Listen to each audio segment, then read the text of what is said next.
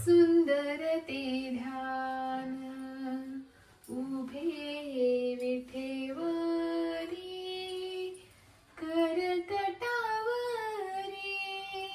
ठेवूनिया सुंदर ते ध्यान उभे विठेवरी।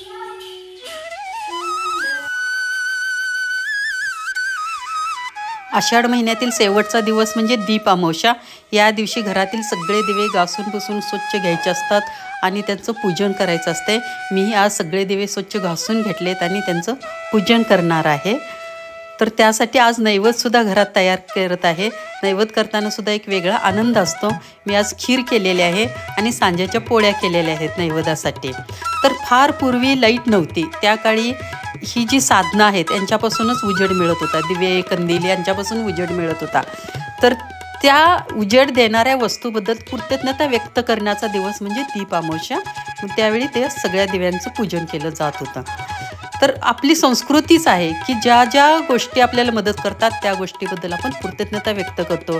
जसं बैल पोळ्याला आपण बैलाची पूजा करतो, खंडेनवमीला हात्याऱ्यांची पूजा करतो, ही आपली संस्कृतीच आहे। आणि पूजामध्ये खूप आनंद असतो। एक पूजा म्हणजे एक उत्सव असतो, त्यामध्ये पॉझिटिव्ह एनर्जी असते, एक पॉझिटिव्ह तरंग घरात निर्माण होतात।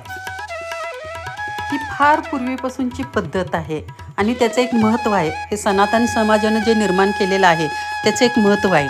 ह्यामधलं कर्मकांड सोडा, कर्मकांड आहे, थोडं बहुत कर्मकांड आहे, पण ज्यावेळी आपण पूजेमध्ये बसतो त्यावेळी आपलं मन फार प्रसन्न होतं, शांत होतं। आणि शांत मन हीच खरी देणगी आहे आणि तेवढ्यासाठी पूजेची गरज आहे। कारण शांत मन होतं, पॉझिटिव्ह तरंग निर्माण होतात आणि ज्यावेळी मंत्रांचा उच्चार चालू करतो, मंत्रस्नान करतो, त्यावेळी एक शुद्ध एनर्जी निर्माण होते आणि आपल्या चैतन्याची शक्ती वाढलेली असते।